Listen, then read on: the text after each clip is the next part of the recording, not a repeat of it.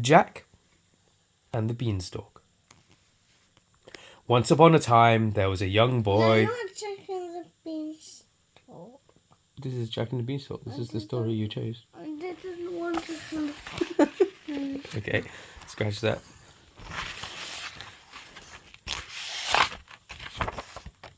What?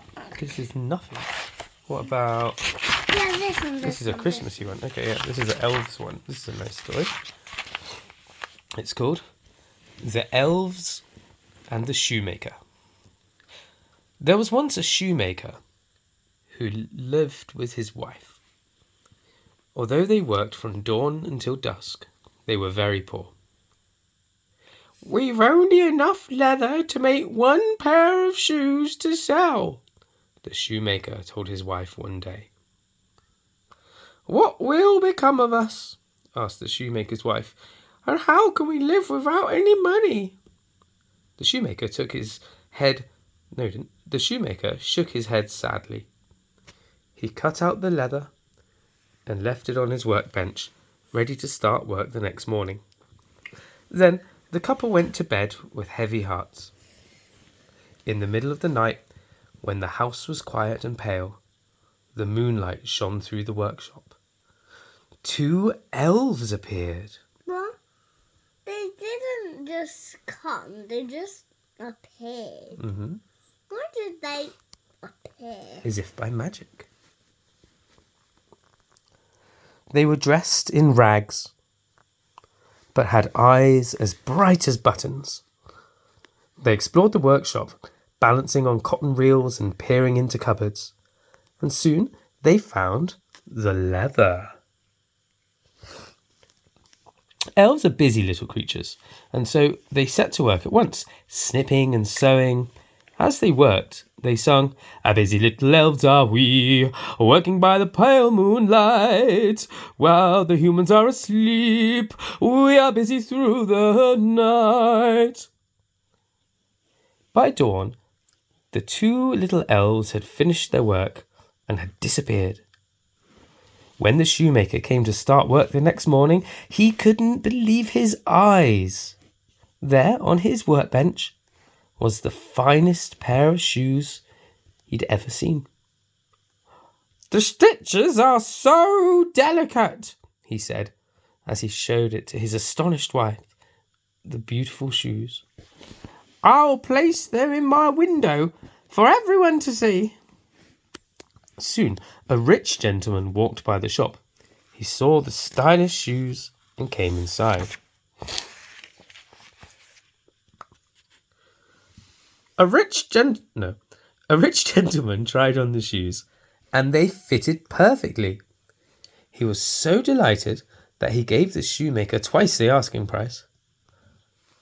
"I can buy more leather," said the shoemaker happily to his wife. That evening, the shoemaker cut out the leather for 2 more pairs of shoes.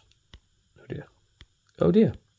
My phone battery is running low, and so Samsung has decided to turn my flash off because it thinks I'd rather have a messed up video and 15% battery than a good video and 10% battery at the end.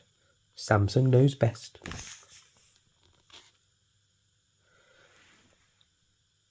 He was so delighted that he gave the shoemaker twice the asking price. "I can buy more leather," said the shoemaker happily to his wife. That evening, the shoemaker cut out the leather for 2 more pairs of shoes. Is that just what the shoemaker talks like? Yeah, he's got a bit of a funny voice, hasn't he? Yeah, I don't know why. Nobody knows. In the middle of the night, 2 elves appeared again. They explored the workshop, climbing on the tools and swinging from the shoelaces. Soon they found the leather.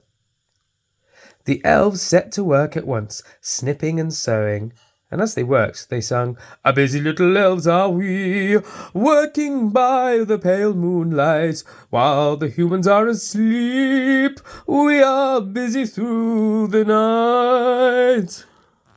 Well, why are they busy through the night? They're making shoes. Okay, get off. Get off, get off, get off, get off. Why can't you Boo-ga-boo. keep it down?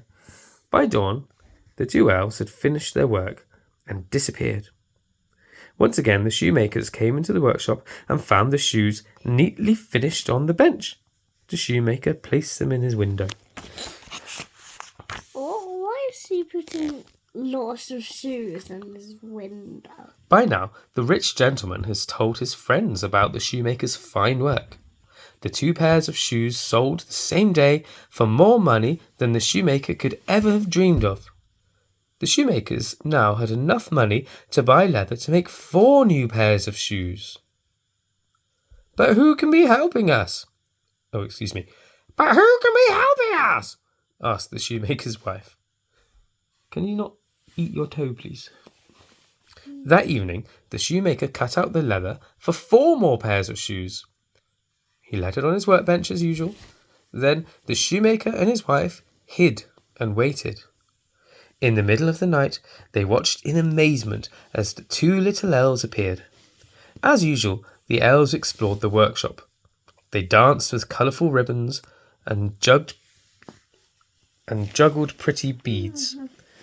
Soon they found the leather. Again the elves set to work, snipping and sewing. As they worked, they sang, "A busy little elves are we, working by the pale moonlight.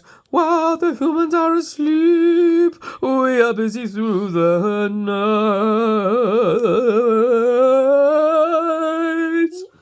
By dawn, the 2 little elves had finished their work and disappeared. Toby, are you listening to the story? "We must repay our little helpers for their kindness," said the shoemaker to his wife. Although actually what he said was, "We must repay the little helpers for their kindness." The couple thought hard about what they could do to thank the elves. "They were dressed in rags," said the shoemaker's wife. "Why don't we make them some fine new clothes?" Although they were now very busy in the shop, the shoemaker and his wife spent every spare moment they had making their gift for the elves. They cut out fine cloth and leather and sewed tiny seams. Soon they had made 2 little pairs of trousers, 2 smart coats, 2 sturdy pairs of boots, and 2 warm, woolly scarves. They placed the little outfits on the workbench for the elves to find. That night, when the house was quiet and the pale moonlight shone into the workshop, the shoemaker and his wife hid and waited. They watched happily as the 2 little elves appeared. As usual, the elves explored the workshop. They made a tightrope from the thread and bounced on a pincushion. Soon they found the tiny little outfits. They were delighted. They put on the trousers, the coats, the boots, and the scarves, and danced merrily around the workbench. As they danced, they sang, "Handsome little elves are we, dancing by the pale moonlight.